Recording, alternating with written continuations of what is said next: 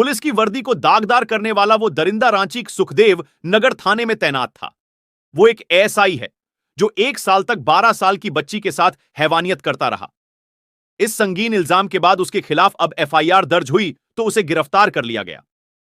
एक वर्दीधारी ने अपनी करतूत से पूरे रांची पुलिस विभाग को शर्मसार कर दिया। वो वर्दीधारी रक्षक से भक्षक बन गया। जब उसकी करतूत का खुलासा हुआ तो खुद पुलिस का सिर भी शर्म से झुक गया। वर्दी की आड़ में उस पुलिस वाले ने ऐसे काम किया कि लोगों का गुस्सा भड़क उठा। उस पुलिस वाले ने एक 12 साल की मासूम बच्ची को लगातार अपनी हवस का शिकार बनाया। वो करीब 1 साल तक उस बच्ची से रेप करता रहा। जब इस मामले का सच सामने आया तो हर कोई हैरान रह गया। पुलिस की वर्दी को दागदार करने वाला वो दरिंदा रांची के सुखदेव नगर थाने में तैनात था। वो एक एएसआई है जो 1 साल तक 12 साल की बच्ची के साथ हैवानियत करता रहा। इस संगीन इल्जाम के बाद उसके खिलाफ अब एफआईआर दर्ज हुई तो उसे गिरफ्तार कर लिया गया। एएसआई की पहचान नीरज खोसला के तौर पर हुई है। उसकी गिरफ्तारी हो जाने के बाद पीड़िता के परिवार ने आला पुलिस अफसरों से सुरक्षा की मांग की है। नाबालिग पीड़िता की मां ने आरोपी परिवार पर गंभीर आरोप लगाए हैं।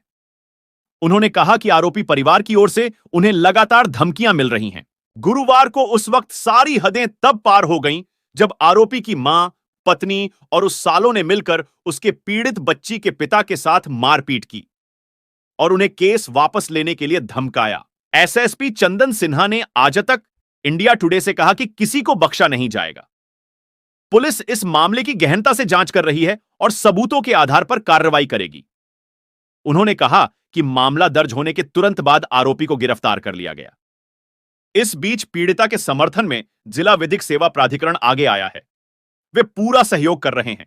डीएलएसए सचिव राकेश रंजन ने कहा कि उन्होंने पीड़िता के लिए पॉक्सो मुआवजे की मांग की है। वे पीड़िता को हर संभव मदद और कानूनी सहायता भी प्रदान कर रहे हैं। वे इस बात पर विचार कर रहे हैं कि कैसे कल्याणकारी योजनाओं के माध्यम से पीड़ित को समर्थन और मदद दी जा सकती है। राकेश रंजन ने कहा कि उन्होंने रांची के एसएसपी को भी पत्र लिखकर पीड़ित परिवार को मिल रही धमकियों और खतरे की जानकारी दी है। गवाहों और सबूतों की सुरक्षा सुनिश्चित करना प्रशासन का कर्तव्य है। एएसआई के पीड़ित नीरज कमजोर सामाजिक आर्थिक पृष्ठभूमि से आते हैं। उनके पिता एक निर्माण स्थल पर काम करते हैं।